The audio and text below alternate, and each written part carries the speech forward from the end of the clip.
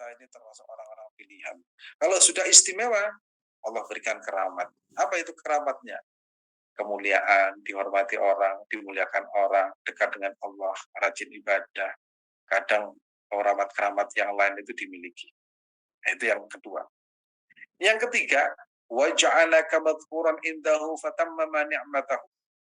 Nah, kemudian yang ketiga ini wa ja'alaka madhkuran indahu fatammama ni'matu 'alaika.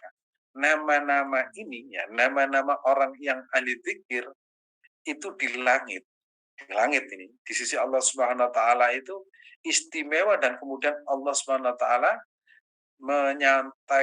menyatakan kepada malaikat, malaikat, kamu tahu nggak itu nama-nama yang tercantum di situ itu adalah nama-nama hambaku yang senantiasa mengingatku. Nah ini berarti malaikat pun akhirnya memperbincangkan nama-nama kita yang senantiasa berpikir. Nah ini jadi punya keistimewaan. Pertama, kita itu dijadikan oleh Allah Subhanahu wa taala sebagai ahli zikir, tubuh kita itu berpikir, hati kita berpikir, mata kita berpikir, sekujur tubuh kita itu dijadikan tempat untuk mengingat Allah Subhanahu wa taala. Siapa yang menjadikan? Allah Subhanahu wa taala. Itu pertama. Yang kedua, nama kita itu disematkan dengan nama Allah Subhanahu wa taala sehingga menjadi orang yang istimewa. Ya, kalau laki-laki, perempuan yang ahli zikir itu disematkan menjadi orang yang zikir kepada Allah Subhanahu wa taala. Sebagaimana rumah kalau itu sendirian biasa, tapi kalau rumah Allah itu baru biasa. Sebagaimana orang yang berzikir biasa, tapi kalau dzakir Allah, berzikir kepada Allah itu baru keren. Yang ketiga, nama itu disebut-sebut di langit dan kemudian disampaikan kepada para malaikat, dan malaikat pun akhirnya itu membincangkan nama kita di langitnya karena kita itu menjadi ahlu dzikir.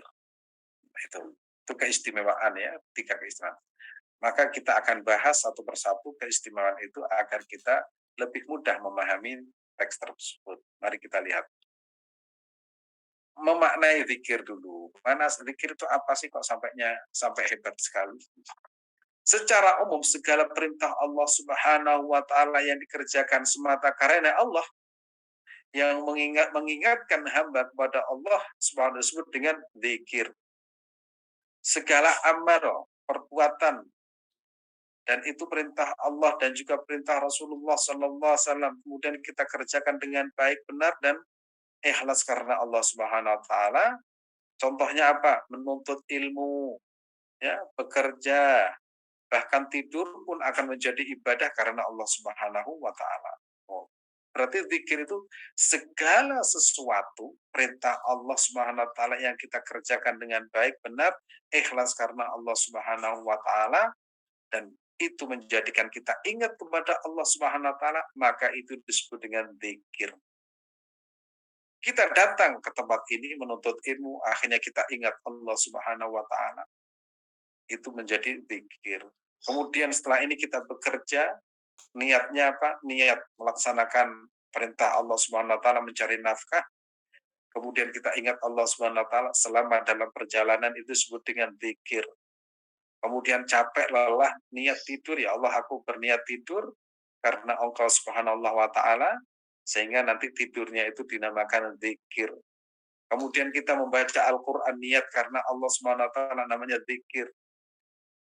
Kemudian seorang istri menyiapkan makan dan minum untuk suaminya dengan niat ibadah, itu namanya zikir. Maka segala sesuatu yang menjadikan kita ingat Allah Subhanahu wa taala itu namanya zikir. Nah, kemudian orangnya disebut dengan dzakir. Semua akan menjadi zikir kepada Allah Subhanahu wa taala ketika berniat karena Allah Subhanahu wa taala. Karena Rasulullah SAW berkata, sesungguhnya segala sesuatu tergantung pada niat. Ini ada catatan, dengan catatan niat karena Allah Subhanahu wa taala. Jadi nanti misalkan ikut serta pengajian dalam Al-Hikam, niat apa? Menuntut ilmu, menjadi zikir. Kemudian niat apa? Bekerja, melaksanakan perintah Allah Subhanahu wa taala. Niatnya apa? Karena Allah, menjadi zikir. Kemudian pulang merawat anak, nilainya ibadah, dan itu bagian dari zikir. Kemudian niat tidur, baca doa, berwudu, niatnya apa? Bangun malam, tidurnya menjadi zikir, bahkan didoakan oleh para malaikat. Itu semuanya hidup kita akhirnya mengingatkan kita kepada Allah Subhanahu wa taala. Itu pengertian zikir secara umum. Baru kemudian secara khusus ya, zikir-zikir yang kita telah pelajari, mulai zikir yang sebelumnya misalkan membaca tasbih, tahmid, tahlil, tholaqul itu secara khusus. Tapi secara umum segala sesuatu amal yang diperintahkan oleh Allah Subhanahu wa taala, yang perintah itu dilaksanakan dengan baik, benar, ikhlas, dan tujuannya karena Allah, itu disebut dengan zikir. Oke, kita lanjutkan.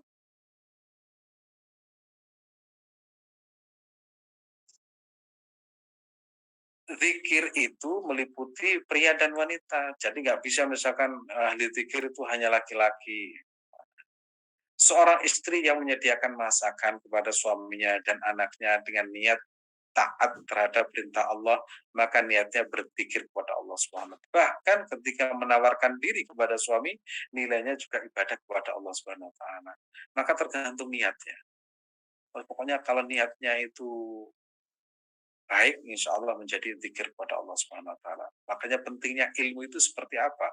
Seperti apa? Seperti ya kita kita sendiri ya, apa? Pentingnya ilmu itu tidak bisa dibandingkan dengan apapun. Nah, orang tadinya misalkan ya apa namanya? Melayani istri, melayani suami itu kan kadang menjadi ritual apa namanya? Kebiasaan sehari-hari. Tapi kalau niatnya ibadah itu menjadi zikir. Makanya ada orang yang mencari nafkah, kemudian jatuh, kemudian meninggal dunia, itu mati dalam keadaan jihad di jalan Allah Subhanahu wa taala. Berangkat kerja, niatnya ibadah, jatuh, itu disebut dengan perjalanan menuju Allah Subhanahu wa taala. Yang sampai seperti itu ya. Nah, kemudian seorang istri menyediakan makan, itu juga zikir kepada Allah Subhanahu wa taala. Dan begitu juga seterusnya. Sampai urusan misalkan urusan ranjang pun itu mengingatkan kita kepada Allah Subhanahu wa taala. Kok bisa? Iya, itu tatkala seorang istri kemudian melayani suaminya, itu berarti menyelamatkan seorang suami dari perbuatan zina, dan itu nilainya zikir kepada Allah Subhanahu wa taala. Jadi lebih luas ya, lebih luas makna dari sebuah zikir. Baik laki-laki dan perempuan itu punya potensi ya untuk senantiasa berzikir kepada Allah Subhanahu wa taala. Kita lanjutkan.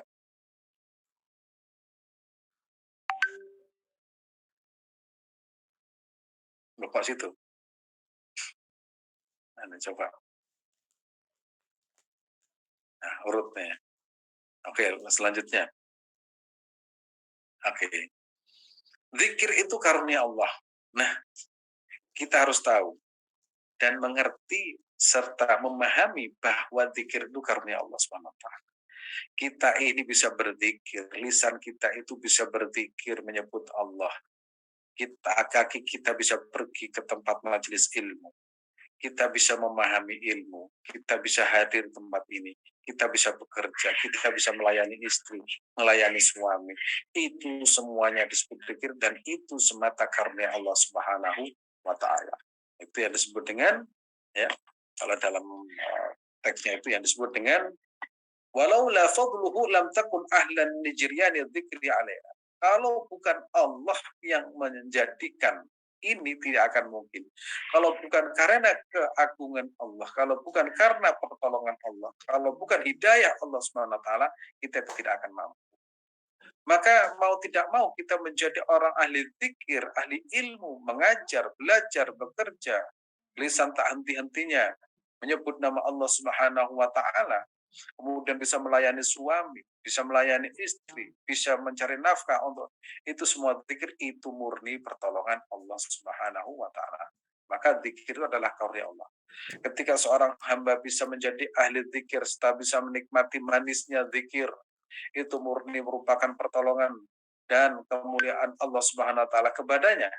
Jikalau tidak ada pertolongan Allah, manusia tidak akan mau berzikir kepada Allah Subhanahu wa taala, maka bersyukurlah kepada Allah Subhanahu wa taala.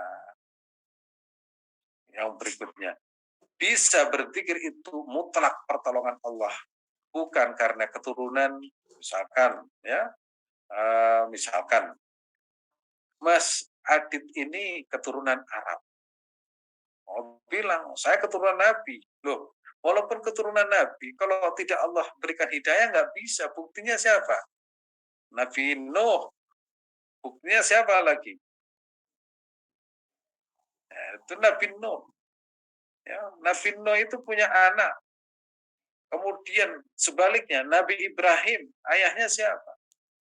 Nah, itu menjadi bukti nyata bahwa orang bisa mengingat Allah Subhanahu wa taala itu murni pertolongan Allah Subhanahu wa taala, bukan karena rumahnya dekat masjid, bukan karena rumahnya di dekat Masjidil Haram, bukan karena rumahnya dekat Masjidil Aqsa, bukan karena rumahnya itu dekat Masjidil Nabawi, toh yang tinggi pucuk gunung ya, pucuk gunung ya di Bandung, betul di mana? Di Bogor, pucuk gunung di Pulau Seribu, pucuk gunung di Papua, mereka iman kepada Allah, mereka itu zikir kepada Allah, mereka itu ahli sedekah, mereka itu murni pertolongan Allah Subhanahu wa taala. Bukan karena keturunan, bukan karena pertemanan, ya berteman dengan orang soleh pun itu tetap jahat. Ya. Duduk di depan masjid pun tetap nyolong sandal. Itu kan karena pertolongan Allah Subhanahu wa taala kita bisa berzikir kepada Allah Subhanahu wa taala. Atau karena kolega, ya. Nah, misalkan contoh ya, anak petani nggak bisa membaca Al-Quran, Allah jadikan anaknya, nah, apa, anak petani nggak bisa baca Al-Quran ya, itu ya, ini petani, petani tidak bisa baca. Allah jadikan anaknya menjadi penghafal Quran ini, apa namanya, anaknya itu dibuang. Nanti saya apa namanya, edit Mas Aditnya. Contoh ini nyata ini, contoh nyata. Saya menemukan beberapa dulu memang keturunan PKI, tapi sekarang anaknya hafal Quran. Gimana kita nggak bisa kaget? Itu menunjukkan Allah itu berkuasa. Dulu orangnya ahli ibadah, kemudian anaknya itu ternyata tidak bisa ibadah. Dulu orang tuanya itu ahli Al-Quran, anaknya tidak bisa baca Al-Quran. Dan itu Allah mempertontonkan kepada hambanya bahwa yang berkuasa di alam semesta ini adalah Allah Subhanahu wa Ta'ala. Contoh tadi saya sebutkan, Nabi Nuh. Apakah kira-kira Nabi Nuh kalau berdoa tidak dikabulkan oleh Allah Subhanahu wa taala? Tapi Nabi Nuh tidak bisa merubah anaknya. Fir'aun punya istri yang solehah. Kenapa tidak bisa mempengaruhi istrinya menjadi orang kafir juga? Nah, itu adalah murni Allah Subhanahu wa taala. Jadi zikir, orang yang senantiasa mengingat Allah itu murni karunia Allah Subhanahu wa taala. Dan kita ini hadir di tempat ini, di Zoom ini, itu murni pertolongan Allah Subhanahu wa taala, maka bersyukurlah. Bisa berzikir itu mutlak pertolongan Allah Subhanahu wa taala, bukan karena pertamanan, keturunan dan sebagainya. Ada anaknya ustadz namun tidak bisa baca Al-Qur'an, banyak. Ada anaknya dulu itu orang tuanya promo corah, kemudian dekat dengan para ulama, akhirnya bisa baca Al-Quran, bahkan menjadi ustadz, anaknya ustadz kadang itu dugem, nah, itu bisa terjadi, dan itu murni karunia Allah Subhanahu wa taala. Maka jangan pernah berhenti bersyukur kepada Allah Subhanahu wa taala. Nah, itu adalah namanya keramat yang pertama. Jadi kalau misalkan kita bisa ibadah, alhamdulillah ya Allah kau karuniakan aku bisa ibadah, punya anak bisa baca Al-Quran, alhamdulillah anak saya bisa baca Al-Quran dibanding ayahnya, dibanding ibunya, oh, gitu. Anaknya itu lebih rajin, alhamdulillah ya Allah, ini kalau bukan karuniamu itu nggak bisa anak saya. Oh, saya ini nggak bisa baca Al-Quran, saya ini nggak bisa ngaji, saya nggak bisa baca tulis, tapi anak saya diciptakan seperti itu akhirnya apa, tak henti-hentinya bersyukur kepada Allah, karena ternyata Allah itu berkuasa atas segalanya, termasuk merubah yang tidak mungkin menjadi mungkin, dan akan menimpa siapapun, dan Allah tidak akan memilih-milih. Allah punya Allah berkehendak kepada siapa yang dikehendaki, dan mudah-mudahan kita termasuk orang-orang yang dikehendaki menjadi orang yang senantiasa berzikir kepada Allah Subhanahu wa taala. Kita lanjutkan. Nah, ini contohnya. Hidayah itu milah Allah. Daraballahu mathalan lilladzina kafaru. Daraballahu, Allah telah memberikan contoh. Mathalan lilladzina kafaru. Lilladzina kafaru, bagi orang-orang yang kafir. Contohnya apa? Kafaru mur'atan Nuh wa mur'atan Lut. Istrinya Nabi Nuh dan istrinya Nabi Lut. Coba. Nabi Nuh itu nabi. Nabi Lut juga nabi. Kurang apa? Nabi saja itu seperti itu punya istri. Loh, istrinya Ustadz, istrinya kayak loh, itu kan istrinya. Ada yang lebih ekstrim. Siapa? ضرب الله مثلا للذين كفروا امرأة نوح وامرأة لوط كانتا تحت عبدين من عبادنا صالحين فخانتهما فلم يغني عنهما من الله شيئا وقيل ادخلا النار مع الداخلين. Daraballahu, Allah telah memberikan contoh bagi orang-orang kafir. Seperti apa? Seperti istrinya Nabi Nuh dan istrinya Nabi Lut. Kanata, keduanya tahta abdaini. Keduanya di bawah hamba yang soleh. Min ibadina soleh. Fakhanatahuma, kemudian keduanya berkhianat.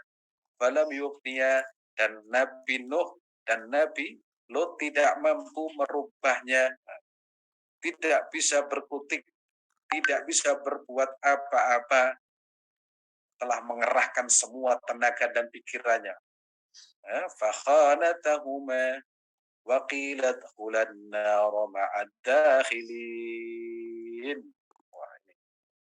Akhirnya mereka itu menjadi penghuni neraka selamanya. Apa sih kemaksiatan atau kedurhakaan istrinya Nabi Nuh? Tidak mau mentaat.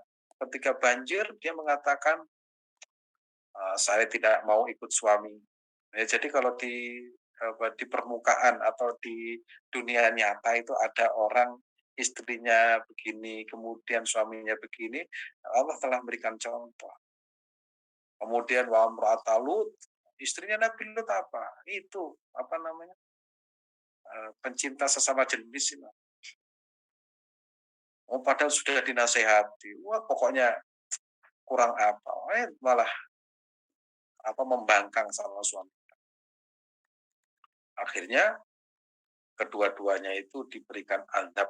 Nah, kalau Nabi Nuh alaihissalam, ya, kalau Nabi Nuh alaihissalam anaknya tenggelam dan juga istrinya tenggelam. Kemudian wa imra'ata Lut dan istrinya Nabi Lut itu juga dibalik, ya, buminya dibaliknya. Akhirnya mereka itu dibalik karena mereka itu lautnya itu dibalik. Akhirnya mereka itu tenggelam. Konon itu di daerah Sodom, ya, daerah Sodom itu di Bahrul Mayyit, ya, di Yordan, ya, di Yordan. Saya pernah ke sana itu laut mati, ya, laut mati yang kadar garamnya tinggi. Nah itu. Dan mudah-mudahan kita dijauhkan dari itu semua. Anak kita, keturunan kita, ya, insya Allah menjadi anak yang soleh. Kita memohon kepada Allah setiap saat, setiap waktu, setiap malam munajat, memohon kepada Allah. Kalau kita bisa munajat, bersyukur kepada Allah Subhanahu wa taala, mudah-mudahan kita selamat, anak-anak kita dan keturunan kita selamat di dunia dan akhirat. Nah, ayat ini menunjukkan atau mengisyaratkan bahwa manusia itu tidak kuasa apa-apa. Maka hidayah itu murni pertolongan Allah Subhanahu wa taala. Nabi Muhammad juga demikian, punya paman, punya kakek Abdul Muthalib, punya paman Abu Thalib, itu juga tidak bisa. Kemudian orang yang dibenci, ya, yang dibenci Rasulullah Sallallahu Alaihi Wasallam itu siapa namanya? yang dulu membunuh Sayyidina Hamzah, itu kemudian masuk Islam, Wahsy ya, Wahsy. Maka bagi Allah itu merubah setiap saat dan setiap waktu itu bisa. Tadi saya contohkan ada orang, dulu orang ayahnya itu PKI, kemudian anaknya dididik menjadi penghafal Quran, yang anaknya Ustadz nggak bisa baca Al-Quran. Coba betapa Allah itu berkuasa ya atas segala alam semesta ini dan isinya. Kemudian kita lanjutkan. Zikir lebih utama dari apapun. Ketika seseorang bisa berzikir kepada Allah, itu merupakan karunia Allah yang sangat agung. Karena itu menjadi sifat khusus sebagai hamba Allah. Ya, ini kita menjadi hamba yang punya sifat khusus. Sementara dunia dan kelezatannya bisa dimiliki dan dirasakan oleh siapapun, termasuk orang kafir, peminum, pemabuk ya. Sementara zikir hanya diperuntukkan kepada orang-orang pilihan. Maka tidak ada kata yang tepat kecuali kita bersyukur kita dipilih oleh Allah menjadi orang yang ahli zikir. Nah, sedangkan zikir yang kita kerjakan itu kan macam-macam. Ada orang senang menuntut ilmu, ada orang yang tidak kuat menuntut ilmu karena sudah tua, mungkin sudah lansia, mungkin karena matanya sudah tidak bisa melihat lagi, maka menjadi pendengar. Ada yang tidak bisa, ya sudah kontribusinya kadang berupa materi, kadang berupa pikiran. Itu tetap kita punya kontribusi kepada agama Allah Subhanahu wa Ta'ala. Maka bersyukurlah kita menjadi ahlul zikri. Ya. Terus kita lanjutkan. 3 keramat orang yang ahli zikir. Ini keramat. Ya. Keramatnya ahli zikir. Kita ini punya 3 kekeramatan. Ya, 3 kekeramatan yang tidak dimiliki oleh siapapun. Dan mudah-mudahan kita nanti istiqomah. Ya. Istiqomah di dalam berzikir kepada Allah Subhanahu wa Ta'ala. Dan mudah-mudahan Allah Subhanahu wa Ta'ala senantiasa menuntun kita sampai kelak hari kiamat. Ini kekeramatan, 3 kekeramatan. Dan mudah-mudahan kita masuk di dalamnya. Dan saya yakin di antara Bapak Ibu sudah ada yang di dalam 3 keramat orang ahli zikir. Pertama, Allah menjadikan dirinya sebagai tempat zikir. Matanya berzikir, hidungnya berzikir, lisannya berzikir. Akhirnya tubuh kita semuanya itu menjadi tempat zikir, ya, tempat nama Allah Subhanahu wa Ta'ala. Apalagi yang punya hafalan Quran, di dadanya itu ada Al-Quran yang menempel. Mana-mana kita membawa Al-Quran. Nah, itu yang hafal Quran. Kalau tidak hafal Al-Quran, ya minimal qul huwallahu ahad ada di dada kita. Nah, itu. Sampai kapan? Ya sampai kita kembali kepada Allah. Minimal surat Al-Fatihah dan trikul ya, itu ada dalam dada kita. Kalau masih ingin ada yang lain, minimal ada hasbunallah wa ni'mal wakil, ada tasbih, ada tahmid, ada tahlil. Kalau tidak bisa, minimal kita itu pernah berbagi, pernah sedekah, pernah jariyah, pernah sedekah, pernah menyantuni anak yatim. Yang kedua, Allah menjadikan hambanya dikenal lantaran Allah menyematkan kepada hambanya. Kita punya namanya, kita tadi saya contohkan misalkan masjid. Masjid itu kan rumah. Menjadi rumah Allah, Baitullah, rumah Allah, tamu Allah, bulan-bulan Allah. Itu ketika ada nama Allah di belakangnya, itu istimewa. Kekasih biasa, tapi kalau kekasih Allah itu luar biasa. Kita ini kekasih, tapi kekasih Allah Subhanahu wa Ta'ala. Jadi nama kita, orang yang ahli zikir disebut dengan dzakirullah. Orang yang mengingat Allah Subhanahu wa Ta'ala. Maka itu disebut dengan para kekasih Allah Subhanahu wa Ta'ala yang tubuhnya, semua organ tubuhnya senantiasa mengingat Allah. Ini yang ketiga paling top. Anda menjadi perbincangan kalangan malaikat yang berada di sisi Allah, sehingga nikmat padamu menjadi sempurna. Wah, misalkan para malaikat itu siapa yang punya cahaya di bumi itu? Oh, itu Mas Adit. Pantas cahayanya tembus langit karena lisan dan hatinya tidak pernah berhenti menyebut nama Allah Subhanahu wa ta'ala. Itu kan sudah keren. Makanya amal ibadah apapun itu akan menjadikan diri kita itu istimewa. Saya pernah memberikan contoh orang yang ahli wudhu itu juga bagian zikir kepada Allah Subhanahu wa taala. Ketika ahli wudhu maka wajah itu akan mengeluarkan cahaya. Nanti di akhirat ghurran muhajjalin, ada cahaya yang terang. Jidat kita yang kita gunakan sujud itu juga akan memancarkan cahaya. Anggota tubuh kita yang pernah kita gunakan sujud juga akan ada cahayanya. Mata kita yang pernah baca Al-Quran ada cahayanya. Lisan kita semuanya ada cahayanya. Cuma nanti pertanyaannya begini, lisan itu antara membaca Al-Quran dengan membuli orang atau rasa-rasa lebih banyak mana? Nanti akan ada tambah-tambahan itu. Wa may ya'mal mithqala dzarratin khairan yarah wa may ya'mal mithqala dzarratin, ya, siapa yang wa may ya'mal mithqala wa may ya'mal mithqala dzarratin khairan yarah. Dan kebaikan itu akan dihitung, begitu juga keburukan ada hitungannya. Mithqala dzarratin khairan yarah, kemudian yang mithqala dzarratin syarran yarah. Jadi insya Allah kita kebaikannya lebih banyak, ya, lebih banyak. Kalaupun tidak tidak bisa berbuat baik lebih banyak, minimal kebaikan itu akan menjadi pelebur dosa-dosa kita. Ini yang ketiga itu istimewa. Terus kita lanjutkan.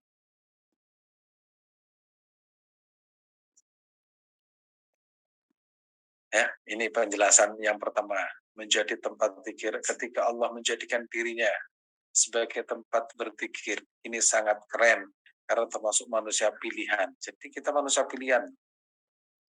Artinya Allah menjadikan hambanya dijadikan tempat zikir, dan Allah jadikan hatinya selalu menghadap kepada Allah.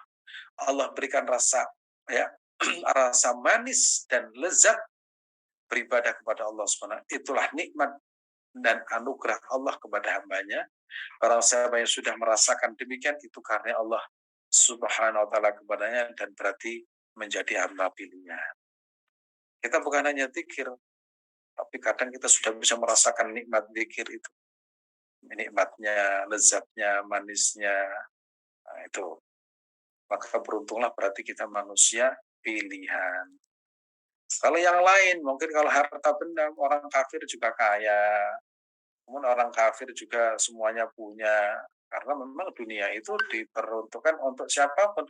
Tapi kalau zikir itu murni untuk hamba-hamba pilihan, dan termasuk kita menjadi hamba pilihan Allah Subhanahu wa taala. Kita lanjutkan. Kedua, ini yang kedua, Allah menjadikan dirinya sebagai disebut Allah Subhanahu wa taala, dzakirullah. Nah, orang yang berzikir kepada Allah Subhanahu wa taala termasuk sangat istimewa karena namanya disematkan dengan nama Allah Subhanahu wa taala, dzakirullah. Orang yang mengingat Allah sehingga menjadi kekasihnya yang dimuliakan manusia. Nah, ini kan akhirnya orang yang senantiasa berzikir kepada Allah disebut dzakirullah, dan kemudian Allah berikan miracle atau yang disebut dengan imdad ilahiyah. Keistimewaan sehingga Allah muliakan dirinya. Kadang bukan hanya dimuliakan oleh manusia, bahkan bangsa-bangsa lain pun. Nah, kalau bangsa lain artinya bangsa jin dan manusia, bahkan malaikat itu memuliakan karena posisi dia itu sebagai kekasih Allah Subhanahu wa taala. وَالذَّاكِرِينَ اللَّهَ كَثِيرًا وَالذَّاكِرَاتِ أَعَدَّ اللَّهُ لَهُم مَغْفِرَةً وَأَجْرًا عَظِيمًا. وَالذَّاكِرِينَ, itu laki-laki yang berzikir. وَالذَّاكِرِينَ اللَّهَ كَثِيرًا, laki-laki yang banyak berzikir dan perempuan yang banyak menyebut nama Allah Subhanahu wa taala. وَالذَّاكِرِينَ اللَّهَ كَثِيرًا وَالذَّاكِرَاتِ أَعَدَّ اللَّهُ لَهُم مَغْفِرَةً وَأَجْرًا عَظِيمًا. Istimewanya apa? Allah Subhanahu wa taala menyediakan untuk mereka ampunan dan pahala yang besar. Nah, kita sudah membahas ya tentang misalkan zikir hasbunallah, kemudian subhanallah, kemudian tahlil la ilaha illallah, itu punya keistimewaan. Bahkan la ilaha illallah itu ya pernah saya sampaikan, barang siapa mengucapkan la ilaha illallah ya, itu dipanjangkan la ilaha illallah. Orang-orang yang punya dosa besar itu diampuni oleh Allah Subhanahu wa taala. Kemudian para sahabat bertanya, kalau tidak punya dosa besar gimana ya Rasulullah? Dosa tetangganya, teman-temannya itu juga ikut diampuni oleh Allah Subhanahu wa taala. Itu keistimewaan kalimat tauhid, yaitu la ilaha illallah. Itu ada dalam kitab Tanqihul Qaul Al-Hadits fi Syarh Lubabil Hadis, dan juga saya temukan di dalam kitab yang ditulis oleh Kiai Ihsan Jampes. Ya, mudah-mudahan kita semua termasuk orang-orang yang tidak pernah lupa dengan mengingat Allah Subhanahu wa taala. Kita lanjutkan. Nah, yang ketiga, menjadi perbincangan malaikat. Keren ini. Jadi malaikat itu juga memperbincangkan kita. Jadi kita itu menjadi perbincangan para malaikat karena lidah kita, lisan kita, hidung kita, mata kita, fisik kita, semuanya mengingat Allah Subhanahu wa taala. Loh, itu kan keren. Nah, kalau kita kan biasanya membincangkan malaikat Jibril begini, kita itu yang paling nggak suka itu memperbincangkan malaikat Israel, karena malaikat Israel itu pencabut nyawa. Yang paling kita perbincangkan adalah malaikat apa? Pembagi rezeki. Oh, itu paling seneng. Kalau malaikat Israel itu stop. Ada dua malaikat yang paling, empat malaikat yang nggak paling paling nggak kita sering nggak disebut. Pertama malaikat Israel mencabut nyawa. Itu kalau mau bicarakan itu takut. Yang kedua itu malaikat Malik, yaitu malaikat penjaga neraka. Yang kedua itu malaikat mungkar dan nakir, itu yang menjaga dan menanyai di alam barzah. Itu paling nggak kita sukai kalau kita sebut. Kalau malaikat yang paling kita sukai itu malaikat Ridwan, penjaga surga, ya, malaikat yang pembagi rezeki, malaikat Jibril, dan kita termasuk orang-orang yang sudah kenal dengan malaikat yang membawa rahmat. Ya, apa itu membawa rahmat? Itu ada. Jadi malaikat itu ya, setiap menjelang subuh, ya, setiap menjelang subuh itu ada malaikat yang bagiannya tanya begini, Allah itu tanya, malaikat bagaimana hambaku kalau kamu tinggalkan? Taroktu wahum ya, yusallun. Ya Allah, aku tinggalkan mereka dalam keadaan sholat. Nah, alhamdulillah ini semuanya termasuk ketika ditinggalkan malaikat penjaga menjelang subuh, mereka berkata kepada Allah Subhanahu wa taala, saya tinggalkan hambamu ya Allah di dunia, mereka sedang sholat witir, sedang sholat fajar, dan alhamdulillah itulah malaikat pembawa rahmat. Terus kita lanjutkan yang terakhir. Oh, ini belum dibacain. Sebentar Mas Adi. Orang yang selalu berzikir kepada Allah Subhanahu wa taala, maka Allah menyebut nama ahli zikir kepada para malaikat. Malaikat pun membincangkannya sehingga malaikat terkagum-kagum kepada ahli zikir. Jadi jangan heran kalau kemudian orang ahli zikir itu punya keistimewaan. Karena malaikat itu senantiasa dibersamai malaikat. Malaikat itu kagum, malaikat itu heran. Kemarin saya sampaikan, kalau Nabi Muhammad SAW tatkala Isra dan Mi'raj ya, ketika Nabi Muhammad itu ke langit itu menemukan berbagai malaikat dengan pekerjaannya. Ada yang ada yang sujud, ada yang ruku, ada yang baca tasbih, ada yang baca tahmid, ada yang tahlil. Sementara manusia semuanya dikerjakan. Sholat 5 waktu itu isinya apa? Zikir, dibaca, kemudian membantu temannya, membantu tetangganya. Nah, itu belum lagi diberikan nafsu, harus menahan nafsu. Kan manusia itu luar biasa. Ya, sehingga ada sebuah pernyataan itu malaikat itu tatkala melihat manusia itu heran. Kenapa heran ya Allah, aku tidak kuat menjadi manusia. Ternyata jadi manusia itu betapa beratnya. Nah, menjadi manusia itu berat. Harus bangun malam, kemudian harus menghadapi maksiat, bagaimana menghadapi tetangga, teman, dan lain sebagainya, bagaimana melawan nafsunya. Maka malaikat itu senantiasa bertasbih kepada Allah SWT, ya, mensucikan Allah SWT setelah melihat manusia ternyata menjadi manusia itu sangat-sangatlah berat. Itu diceritakan dalam kitab namanya At-Tawwabin. Nah, terus lanjut, terakhir. Mereka yang diperbincangkan malaikat ya ini sudah menjadi kekasih Allah Subhanahu wa taala. An Abi Hurairah radhiyallahu anhu qala qala Nabi sallallahu alaihi wasallam yaqulullahu taala, ya ini hadis qudsi dari Abu Hurairah berkata, telah berkata Rasulullah sallallahu alaihi wasallam, Allah Subhanahu wa taala berfirman, ana inda dhanni abdi bi, saya itu tergantung prasangka hambaku padaku, wa ana mau, dan aku senantiasa bersamanya idza dzakarani, ketika dia itu menyebut dirimu. Jadi orang yang berzikir itu selamanya dia itu akan diingat oleh Allah Subhanahu wa taala. Jadi kita tatkala menuntut ilmu, selama keberangkatan kita menuntut ilmu itu akan senantiasa diingat oleh Allah Subhanahu wa taala. Fa in dzakarani fi nafsi dzakartu fi nafsi. Kalau dia itu menyebut aku, maka aku menyebut diri.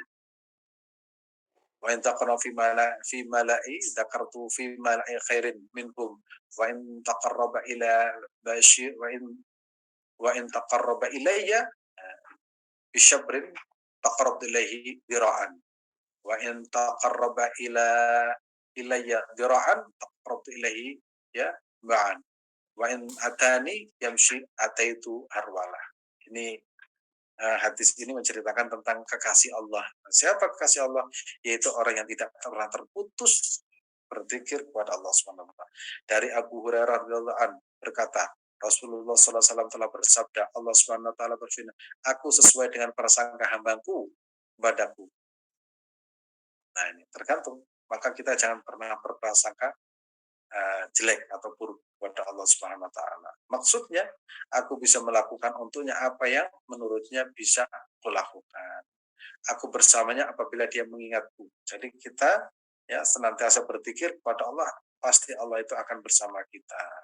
Jika dia mengingatku sendiri, aku mengingatnya sendiri. Jika dia mengingatku dalam keramaian, aku mengingatnya dalam keramaian yang lebih baik dari mereka.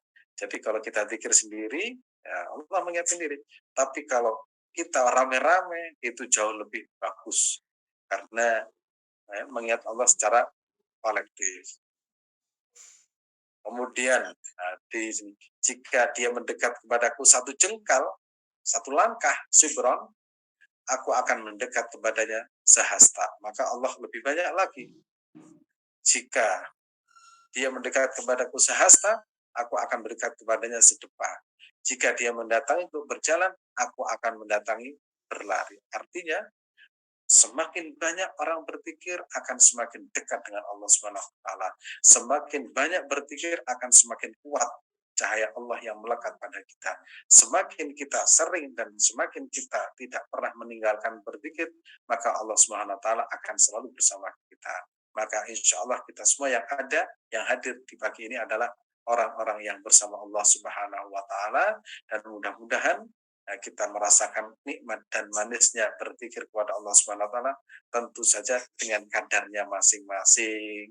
Ada yang menonjol ilmunya, ada yang menonjol mengajarnya, ada yang menonjol sedekahnya, ada yang menonjol ya sholawatnya, ada yang menonjol perilaku positifnya, ada yang semuanya itu punya kadar masing-masing, dan mudah-mudahan ketika kita berpikir kita ingat itu semua adalah murni pertolongan Allah Subhanahu wa taala, sehingga kembali lagi kita bersyukur atas nikmat tersebut. Terima kasih. Saya kembalikan kepada Mas Adi. Baik. Oke, baik. Masya Allah, terima kasih Ustadz Abdul Azim. Jazakallah khair. Atas ilmunya pagi hari ini mudah-mudahan bisa bermanfaat Bapak Ibu. Ya. Ini silakan Pak Firdausil. Mudah-mudahan bermanfaat dan mudah-mudahan kita digolongkan menjadi 3 orang yang mendapat karomah ya, dalam berzikir ya. Mudah-mudahan kita termasuk dalamnya dan mudah-mudahan Allah selalu berikan kita hidayahnya sehingga kita selalu dan selalu bisa berzikir pada Allah ya, sebagai hamba yang beruntung ya, yang bisa berzikir karena karunia Allah Subhanahu wa taala. Amin ya rabbal alamin. Baik Bapak Ibu, ucap hamdalah Bapak Ibu. Alhamdulillahirabbil alamin. Baik, bismillahirrahmanirrahim. Kita masuk ke sesi berikutnya Bapak Ibu ya. Nanti saya pastikan apakah ini sudah bisa di-share atau belum untuk materinya Bapak Ibu. Baik, kita masuk ke sesi tanya jawab. Ya, ini mohon izin tidak semua pertanyaan bisa kami bacakan Bapak Ibu. Insyaallah mudah-mudahan bisa ditanyakan kembali nanti di pertemuan berikutnya. Oke. Baik, mohon izin Ustadz Azim kita masuk Ya. ke pertanyaan berikut. Pertanyaan pertama. Ya. Ini Pak Ustadz izin bertanya, usaha atau ikhtiar seperti apa agar kita menjadi ahli zikir dan mendapat rahmat Allah serta kita selalu berada di jalan Allah yang lurus karena iman itu selalu naik turun Ustaz. Terima kasih. Kita itu berusaha itu bagian dari zikir kepada Allah Subhanahu wa taala. Hati kita tatkala ingin berusaha berarti kita mendapatkan nikmat. Apa itu nikmatnya? Kita dijadikan oleh Allah Subhanahu wa taala sedang berusaha untuk mendekatkan diri kepadanya. Jadi ketika ada orang hatinya tersentuh untuk menjadi baik, itu sudah nikmat dari Allah Subhanahu wa taala. Berarti hatinya sudah dibuka. Tinggal bagaimana mengistiqomahkan itu saja. Karena ketika hati itu mau berbuat baik, ada langkah itu berarti Allah telah membukakan pintunya, baru bagaimana kita itu bisa istiqomah dalam berbuat baik. Ketika istiqomah baru nanti akan keluar namanya miracle-nya. Nah, sering saya sampaikan, kenapa perlu guru? Itu tadi, karena orang itu tanpa guru kadang tidak bisa melakukan apa yang mesti dilakukan. Kalau bahasa saya itu harus ada trainer, harus ada mentor. Nah, kalau seorang pengusaha itu menjadi kaya ada mentornya, kemudian penulis disertasi itu ada mentornya, kemudian orang belajar itu ada pembimbingnya, maka rohani yang ingin dekat kepada Allah itu harus juga ada yang nuntun, dikenalkan kepada Allah Subhanahu wa taala, diberikan jalan. Nah, itu. Jadi kalau sudah muncul keinginan untuk menjadi baik itu nikmat dari Allah Subhanahu wa taala. Karena tidak semua orang itu punya keinginan seperti itu. Begitu punya keinginan, maka ingatlah bahwa itu adalah karunia Allah Subhanahu wa taala. Tinggal dilanjutkan istiqomah. Kok bisa istiqomah? Harus ada orang yang bisa menuntun, sehingga bisa menjadi orang istiqomah. Begitu Mas Adi. Baik. Terima kasih Ustadz Azim atas jawabannya. Ustadz, pertanyaan berikutnya Ustadz. Assalamualaikum Ustadz, mau tanya, kalau zikir sudah istiqomah untuk mendoakan anaknya yang kurang baik perilakunya, misalnya sholatnya masih ditinggal-tinggal dan tidak tanggung jawab sama anaknya, apakah yang harus dizikirkan untuk anak tersebut Ustadz? Saya sering menyampaikan ya, bahwasanya kalau kita menghadapi masalah-masalah seperti itu ya, masalah-masalah seperti itu kita tetap tidak pernah lengah ya, kita terus munajat kepada Allah Subhanahu wa taala agar diberikan kemudahan. Sampai kapan? Tidak terbatas. Jangan pernah kemudian saya ini sudah mendoakan anak setahun ternyata tidak berubah, saya biarin aja. Itu berarti putus asa. Putus asa. Tetap jangan sampai kita itu berhenti berdoa kepada Allah Subhanahu wa taala. Doanya apa? Sering saya sampaikan kalau masalah sholat ya anak sholatnya malas itu. Rabbi ja'alni muqimas shalah wa min dzurriyyati rabbana wa taqabbal du'a. Rabbi ja'alni muqimas shalah. Ya Allah, jadikanlah aku muqimas shalah, orang yang senantiasa melaksanakan, menjaga sholat. Rabbi ja'alni muqimas shalah min dzurriyyati, dan keturunan-keturunanku Itu permintaan kita kepada Allah Subhanahu wa taala. Jadi kalau kita berdoa itu fokus, ya Allah, Engkau yang bisa merubah, Engkau yang bisa menuntun, Engkau yang bisa gitu. Jadi akhirnya keikhlasan kita dalam berdoa itu akhirnya membuahkan hasil. Sampai kapan? Ya nggak ada waktunya sampai kapan. Bisa jadi nanti anaknya itu, makanya orang dahulu itu ya, kalau berdoa itu tidak pernah berhenti. Dan tidak ingin mendikte Allah, ya Allah cepetan ya Allah, nanti keburu mati. Enggak. Doa mereka itu ibadah. Semakin lama, semakin banyak pahala yang kita dapatkan. Ya gitu. Jadi berdoa, Rabbi ja'alni muqimas shalah wa min dzurriyyati rabbana wa taqabbal du'a. Kemudian kalau punya anak atau cucu yang masih kecil ya, supaya menjadi anak penurut, itu kalau mau tidur atau setelah tidur atau setelah bangun tidur, setelah kita wudhu, setelah sholat tahajud atau sebelum tahajud, itu ubun-ubunnya itu ditiup dengan baca subuhun qudusun Rabbuna wa Rabbul malaikati warruh 3 kali. Itu sampai kapan? Ya setiap hari. Ya, setiap hari. Nah, kemudian kalau anaknya sedang belajar menuntut ilmu, setiap hari itu dia difatihai misalkan 10 kali. Ya, setelah itu habis sholat 5 waktu, habis sholat tahajud. Dan kapan? Sampai kapan? Ya seterusnya. Namanya orang tua itu sampai kapan? Ya seterusnya. Jangan sampai, wah anak saya sudah berhasil, sudah selesai. Nggak bisa. Apa yang kita lakukan kepada anak kita, nanti anak kita akan melakukan kepada anaknya. Nah itu. Jadi begitu Mas Adit. Siap. Ustaz, satu pertanyaan lagi bisa ya Ustaz? Ya silakan. Baik, ya Ustaz, Assalamualaikum Ustaz, mau nanya. Kalau berzikir, apakah harus punya wudhu? Dan bolehkah zikir di dalam hati Ustaz? Terima kasih. Kalau berpikir apakah harus punya wudhu, tidak wajib, ya, tidak wajib. Tetapi biasakan kemanapun dimanapun itu punya wudhu, sampai mau tidur pun itu punya wudhu. Artinya wudhu sekali, jangan kemudian nggak niat wudhu sama sekali. Adapun kemudian kentut itu soal lain. Ya, saya pernah menyampaikan mau berangkat kerja punya wudhu, ya. Kemudian mau mau tidur punya wudhu. Bahkan kalau kita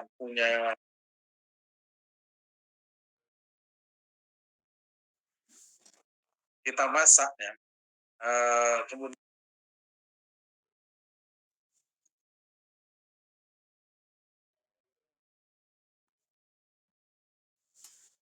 Termute Ustaz, maaf. kalau kita melakukan sesuatu, ya, sesuatu itu kemudian diri kita dalam keadaan suci berwudhu, itu pasti beda. Mengajar, kemudian kita punya wudhu pasti berbeda. Kita sedang belajar punya wudhu pasti berbeda. Kita mau menasehati anak, kemudian kita wudhu terlebih dahulu, sholat 2 rakaat, memohon pertolongan kepada Allah, pasti ucapan yang keluar dari lisan kita berbeda. Yang menangkap dari pernyataan kita itu pasti berbeda. Wudhu itu punya kekuatan yang sangat luar biasa. Kapan? Kalau kita istiqomah. Ya. Jadi kalau mau menasehati juga harus wudhu dulu. Jangan hanya, wah ini kan nggak ada tuntunannya. Nabi itu senantiasa menjaga wudhu. Namanya dawamul wudhu. Ya. Mau menasehati anak, menasehati istri, menasehati siapapun. Nah, itu ada doa-doa yang harus kita baca. Tidak harus wudhu tapi ya, tidak harus wudhu. Tapi kalau kita wudhu itu pasti ya menjadi ahlu dzikir, sehingga cahaya yang ada dalam diri kita itu luar biasa, sehingga begitu ucapan kita masuk dalam hati itu akan menjadi renungan. Kalau ada wudhunya ya akan masuk, cuma kemudian hanya sekilas. Makanya ulama-ulama terdahulu kenapa hebat? Karena mereka itu tidak pernah tidak bersuci. Mereka itu selalu menjaga namanya wudhu. Tapi tidak harus ya. Tapi dalam forum yang sangat mulia ini, siapapun dimanapun ya, Bapak Ibu dimanapun, saya menyampaikan biasakan punya wudu, nanti ajarkan kepada anaknya, ajarkan kepada cucunya, insya Allah mereka akan menjadi orang yang selamat dunia dan akhirat. Gitu Mas Adit. Baik. Ya, terima kasih Ustadz, jelas sekali penjelasan Ustadz. Mudah-mudahan bermanfaat buat kita semua Bapak Ibu. Ustadz, apakah materi yang ini hari ini apa sudah bisa di-share atau harus di-edit? Jangan. Nanti duhur paling saya perbaiki. Saya mau ke kampus ya. Hari ini mau ngajar, kemudian nanti habis asar mau ke Bandung. Besoknya nyampe. Nanti jangan di-share dulu. Insya Allah nanti habis duhur di kampus saya perbaiki. Baik. Ya, terima kasih Ustadz. Jadi Bapak Ibu, nanti kita tunggu revisinya dulu baru bisa di-share materi pagi hari ini. Baik, alhamdulillah Bapak Ibu, terima kasih Ustadz Azim atas ilmunya pagi hari ini. Bapak Ibu dan semua jamaah yang hadir di YouTube maupun di Zoom ya. Kita masuk ke sesi terakhir Bapak Ibu ya. Kita sempurnakan kajian kita pagi hari ini dengan ditutup doa ya. Kita sempurnakan kajian pagi hari ini. Mohon izin sebelum ditutup doa kita seperti biasa ada sharing session, open table sharing session seputar haji dan umroh nanti bersama Bapak Muhammad Solihin. Ini tema pagi hari ini yang sedang viral ya, umroh, tentang umroh ya, vaksin, pajak dan masalah lainnya seputar umroh.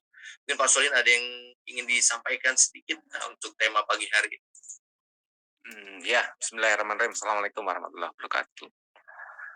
Ya, umroh sekarang ini kan sudah menjadi kebutuhan dan sangat banyak sekali peminatnya dari warga masyarakat kita ya, pengen banget umroh. Namun ya saat ini kita istilahnya di lapangan itu mengalami 3 hal pokok ini. Ya, vaksin langka sekarang tuh, vaksin meningitis ya, bukan vaksin COVID ya. Vaksin meningitis kan sebagai syarat untuk kita bisa berumroh itu harus vaksin meningitis itu langka. Kemudian kedua tiket mahal dan tentu saja pajak naik gitu ya, sebagai konsekuensi dari kelonggaran dari pemerintah Saudi Arabia. Pasti Saudi Arabia punya hasrat, punya maksud di situ. Nanti akan kita bahas ketiga permasalahan ini dan apa solusinya dari pemerintah kita ya, Kementerian Agama terkait 3 hal pokok untuk umroh ini. Ya, siap. Terima kasih Pak Solin ya. Kita saksikan nanti lengkapnya Bapak Ibu setelah ditutup doa Ustadz Azim. Insya Allah banyak manfaat yang akan disampaikan terkhusus Bapak Ibu yang sudah daftar umroh ya. Nanti ini adalah ya informasi tambahan untuk Bapak Ibu yang sudah mendaftar atau yang belum mendaftar umroh. Baik, pada Ustadz Azim, mohon izin Ustadz, tafadol ditutup dengan doa. Terima kasih. Allah akan memberi kebutuhan kita, tapi tidak semua yang kita inginkan diberikan oleh Allah Subhanahu wa taala. Kalau kita mau umrah, insya Allah akan memberi, karena itu adalah perintah Allah Subhanahu wa taala. Jadi jangan khawatir ya, yang mau umrah kok mahal, pasti Allah akan mencukupi. Tapi kalau keinginan-keinginan kita tidak semua akan dituruti oleh Allah Subhanahu wa taala. Yakin siapa yang memudahkan orang lain, niscaya Allah akan memudahkan urusan kita. Siapa yang menolong agama Allah, Allah akan tolong kita.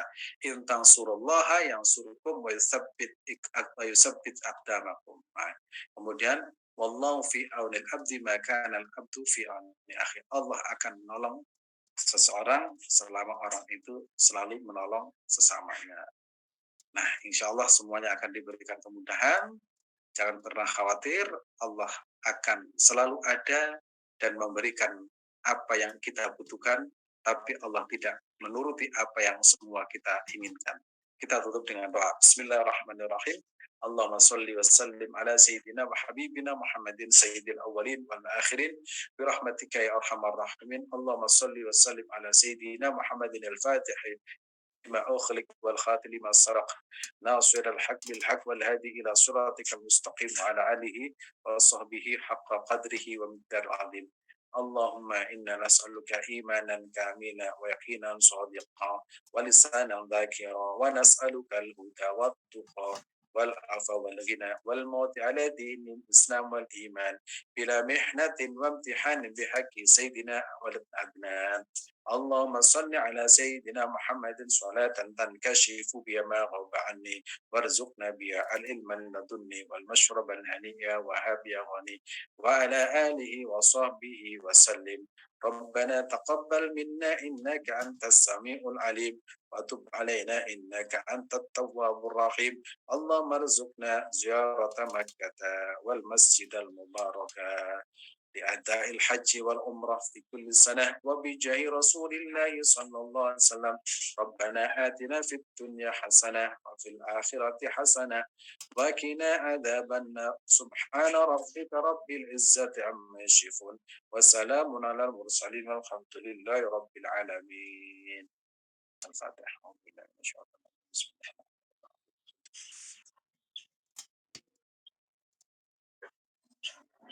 Terima kasih.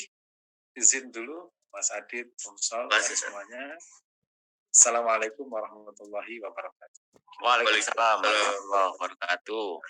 Boleh